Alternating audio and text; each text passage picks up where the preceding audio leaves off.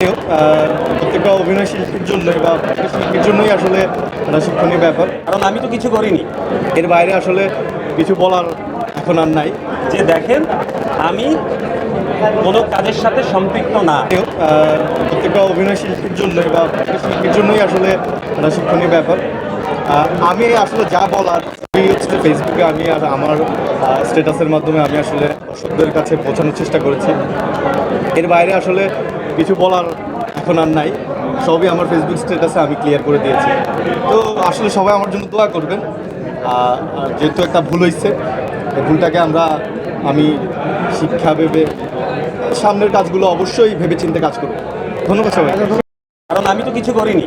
আমি দর্শককে বা আমার প্রতি যারা বিভিন্ন প্রতিক্রিয়া জানাচ্ছিল তাদেরকে আমি বলেছি যে দেখেন, আমি কোনো কাজের সাথে সম্পৃক্ত না। সো আমার মেসেজটা, আমার ফেসবুক স্ট্যাটাসটা এখনও আছে, ডিলিট করা হয়নি। সো আমার ক্ষমা চাওয়ার প্রশ্ন আসবে তখন যখন আমি কোনো অপরাধ করব।